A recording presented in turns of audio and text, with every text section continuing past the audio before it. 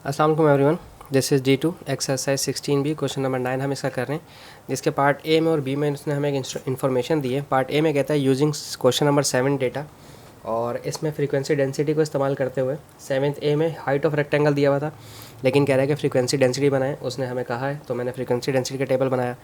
Frequency density के लिए आपके पास क्लास विड्थ का होना बहुत ज़्यादा ज़रूरी है, इसलिए मैंने क्लास विड्थ का भी डेटा बनाया। क्लास क्वेश्चन नंबर 7 से मैंने सिर्फ क्लास इंटरवल और फ्रीक्वेंसी का कॉलम उठाया, बाकी ये दोनों कॉलम मैंने फ्रीक्वेंसी डेंसिटी की वजह से बनाया। फ्रीक्वेंसी डेंसिटी के लिए, क्योंकि फ्रीक्वेंसी डेंसिटी का फार्मूला होता है frequency divide by class width, ठीक है। ये फार्मूला होता है फ्रीक्वेंसी डेंसिटी का, ये याद रखना है हमने, ठीक है। हर फ्रीक्वेंसी को उसकी क्लास विड्थ से डिवाइड करवाएंगे। अब क्लास विड्थ कैसे निकलती है, देखें क्लास विड्थ निकलती है इन दोनों को माइनस करके। 15 में से 10 गया तो आपके पास क्लास विड्थ आ गई 5। 25 में से 15 माइनस किया तो आपके पास आ गया 10। 30 में से 25 माइनस किया तो 5। 35 में से 30 और इनके दरमियान जो डिफरेंस है वो 5, इनके दरमियान जो डिफरेंस है वो है 5, इन दोनों के दरमियान डिफरेंस जो है वो 15 आएगा इसका, और इन दोनों के दरमियान जो डिस्टेंस है या डिफरेंस है वो है 10 का, ठीक है। अब हर फ्रीक्वेंसी को उसकी फ्रीक्वेंसी से डिवाइड करवाएंगे। लाइक ये वाली फ्रीक्वेंसी 5/5 इज़ इक्वल्स टू ये 8/10 इज़ इक्वल्स टू ये 6/5 इज़ इक्वल्स टू ये 11/5 इक्वल्स टू ये 13 upon class width equals to ये 3/15 इक्वल्स टू, और ये 4/10 इक्वल्स टू, ठीक है। 5/5 तो आपके पास हो जाएगी 1.0 कह दें, ये हो जाएगी 0.8, ये हो जाएगी 1.2, ये हो जानी चाहिए 5 2 10 5 2 10 2.2, ये होनी चाहिए 2 10 5 6 30, ये होनी चाहिए 1/5, तो 1/5 होता है आपके पास 5 2 10 0.2 होनी चाहिए, और ये होनी चाहिए 0.4, ठीक है। ये तो हमने फ्रीक्वेंसी डेंसिटी की कंप्लीट कर लिया। स्टूडेंट्स, अब फ्रीक्वेंसी डेंसिटी की मदद से और क्लास इंटरवल की मदद से देखें 10 15 15 20 25 फिर 30 फिर 35 फिर 40 और 55 55, तो ये वाली क्लास बाउंड्री ही मैं इस्तेमाल करूँगा फ्रीक्वेंसी डेंसिटी में या हिस्टोग्राम में। देखें मैंने सबसे हाईएस्ट जो था मेरे पास 2.2 था, तो मैंने 2.6 भी था, ये रहा 2.6, और फिर तो मैंने 2.6 2.4 2.2 इस तरह से अपना हिस्टोग्राम बनाने की कोशिश करी। जो बिल्कुल पहला जो है हमारे पास 10 से 15, उसकी जो फ्रीक्वेंसी डेंसिटी है 1.0, देखें ये रहा 10 से 15, इसकी जो फ्रीक्वेंसी डेंसिटी है वो है 1.0, तो मुझे यहाँ तक आना है। मैं यहाँ तक आ जाता हूँ,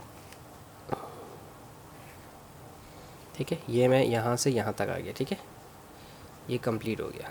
इसके बाद जो दूसरा है हमारा, जो दूसरी 15 से 25 है वो है 0.8, तो 15 से 25 जो है वो है 0.8, तो यहाँ पर आ गया 0.8 तक। क्योंकि इसमें जो विड्थ है वो 2 थी विड्थ, इसलिए इसको थोड़ा सा मैंने बड़ा बनाया, ठीक है, ताकि मैं आपको समझा सकूँ। देखें 15 20 25, इसलिए थोड़ा सा इसको बड़ा बनाया। उसके बाद जो थी वो थी 1.2 हमारा है यहाँ पर इस तरफ, ठीक है जी। तो ये 1.2 के लिए हमने यहाँ पर ये बना दी लाइन। उसके बाद है 2.2 35 तक है 2.2, तो 2.2 तक जाना पड़ेगा। 2.2 हमारा थोड़ा सा बड़ा ऊपर तक जा रहा है, कोई मसला नहीं, चले जाते हैं, ये 2.2 तक चले गए हम, ठीक है। इसके बाद है हमारे पास 2.6 और ऊपर जाना है, वेरी गुड, 2.6 तक जाना है अब हमें। तो अब हम जाएंगे 2.6 तक, ये गए हम 2.6 तक, वेरी गुड, बिल्कुल सही बना है। इसके बाद जाना है हमें 0.2 तक, फिर 0.2 हमारा यहाँ पर है, ये मेरा 0.2 है यहाँ पर, क्योंकि ये वाली जो इंटरवल है ना मेरी, देखें 40 से 55 जिसमें 3 स्टैंडर्ड क्लास विड्थ थी वो 0.2 तक था। देखें 3 स्टैंडर्ड क्लास विड्थ थे, इसमें 0.2 तक आना था मुझे, सो दिस इज़ माई 0.2। इसके बाद है 0.4, तो 0.4 जो लास्ट इंटरवल है वो मेरी 0.4 की है, तो मैं 0.4 के लिए ये मेरे 0.4 आ गया। देखें ये रहा मेरा 0.4, ठीक है, सही है। अब इन्हें शेडेड कर दें, एज आई ऑलरेडी सेड कि मैं हमेशा बताता हूँ कि आप अपने हिस्टोग्राम को शेड किया करें ताकि थोड़ा सा खूबसूरत नज़र आए। इसकी प्रेजेंटेशन बहुत ज़्यादा ज़रूरी है, आप ऐसा खाली सा छोड़ देंगे बहुत अजीब सा लगेगा, इसलिए इसको ऐसे शेड करना थोड़ा सा ज़रा आपके लिए फ़ायदा है। आपके एग्जामिनर को, जो टीचर है आपका चेकर, उसको अच्छा लगेगा काम, तो आपको ज़्यादा मार्क्स तो ज़्यादा नहीं मिलते हैं, लेकिन बस ये है कि अच्छी सी प्रेजेंटेशन होती है, काम कॉपी को, टीचर को कॉपी चेक करने में भी इंजॉय होता है। जितना ज़्यादा आप टीचर को रिलैक्स देंगे उतने अच्छे मार्क्स आपके आते हैं, फ्रस्ट्रेट नहीं होगा वो आपका कॉपी चेक करते हुए, ठीक है। तो ये हो गया 9th का पार्ट ए। अब हम पार्ट बी की बात करते हैं, ठीक है। पार्ट बी में क्या कहा है, उसने कहा है पार्ट बी में using the data of question number 8 height of rectangle. अच्छा जी, हाइट ऑफ रेक्टेंगल के हिसाब से आपने हिस्टोग्राम बनाना है, और हाइट ऑफ रेक्टेंगल के लिए आप अच्छी तरह से जानते हैं कि आप जब हाइट ऑफ रेक्टेंगल निकाल रहे हो तो स्टैंडर्ड क्लास विड्थ चाहिए। क्यों? क्योंकि हर फ्रीक्वेंसी को स्टैंडर्ड क्लास विड्थ से आप लोग डिवाइड करवाते हैं, याद है ना। फ्रीक्वेंसी डेंसिटी के लिए हर फ्रीक्वेंसी को क्लास विड्थ से डिवाइड करवाते हैं, और हाइट ऑफ रेक्टेंगल के लिए फ्रीक्वेंसी को क्लास विड्थ के स्टैंडर्ड से डिवाइड करवाते हैं। चेक करते हैं जनाब, अभी नहीं बताऊंगा ये, ठीक है। यहाँ जो डिफरेंस आ रहा है वो आ रहा है 20 का, यहाँ जो डिफरेंस है वो 10, यहाँ फिर डिफरेंस 10 का, यहाँ पर भी 10 का, यहाँ 20 है और यहाँ 30 है। तो मुझे ऐसा क्यों लग रहा है कि 10 ज़्यादा दफ़ा है या लीस्ट है, ये हमारा स्टैंडर्ड है। यहाँ कितने 10 है, यहाँ 2 टाइम्स स्टैंडर्ड विड्थ है, ठीक है, ठीक है। यहाँ 1 टाइम स्टैंडर्ड विड्थ है, 1 ही स्टैंडर्ड है, 10 ही स्टैंडर्ड है आपका, तो एक ही दफ़ा स्टैंडर्ड विड्थ ली गई है। यहाँ पर भी 1 ही है, यहाँ पर 2 हैं स्टैंडर्ड विड्थ आपकी, और लास्ट में आपके पास 3 स्टैंडर्ड विड्थ हैं, ठीक है। अब हर फ्रीक्वेंसी को स्टैंडर्ड विड्थ की क्वांटिटी से डिवाइड करवाना है। 4 डिवाइड बाय 2, 12 डिवाइड बाय 1, और 14 divided by 1, and 11 divide by 1, and 8 divided by 2, and 6 divided by 3, ठीक है। तो ये 4 डिवाइड बाय 2 2, ये हो जाएगा सिंपल 1, ये सिंपल 1, ये 11, ये 2 4 ज़ा 8, और ये 3 2 ज़ा 6, ठीक है। तो हाइट ऑफ रेक्टेंगल आपके पास हाईएस्ट थी 11। ओके, मैंने कहीं कोई गलती तो नहीं कर दी। 14 1 ज़ा 14, ये गलती कर दी बस, ठीक है, ठीक है। ये 14 मेरे पास था, असल में मैंने यहाँ से देख लिया था, तो मैंने यहाँ पर बनाया हुआ था ऑलरेडी ताकि टाइम कम से कम लगे।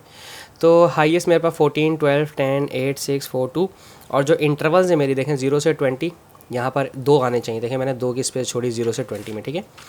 फिर यहाँ पर एक स्टैंडर्ड है, मैंने एक स्पेस छोड़ा, यहाँ एक स्टैंडर्ड, यहाँ 2 स्टैंडर्ड थे, 2 की जगह छोड़ी, और यहाँ 3 स्टैंडर्ड हैं तो 3 की जगह छोड़ी। तो 0 से 20 तक की जो पहली विड्थ है हमारी हाइट ऑफ रेक्टेंगल वो 20, ये सिर्फ 2 तक है, तो मैं 2 तक ही लेकर आऊँगा इसको, ठीक है। और ये 0 से स्टार्ट है, इसलिए इसको 0 से ही लेकर जाएंगे, सही है, सही है भाई। इसके बाद है हमारे पास 1 1, तो फिर और नीचे चला जाएगा।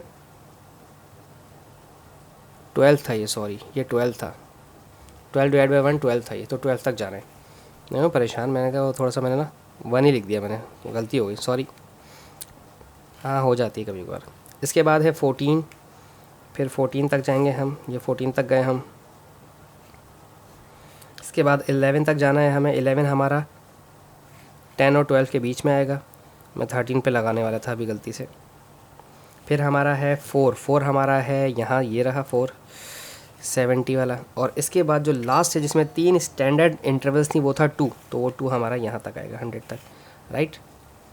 ये हमारा बन गया। अब हमने फिर वही चीज़ मैं आपको समझाऊंगा, थोड़ा सा आप अपने शेड्स को शेड कर देंगे तो ज़्यादा आसानी हो जाएगी आपके लिए, बाकी तो सारी चीज़ें आपकी ईजीली हो गई।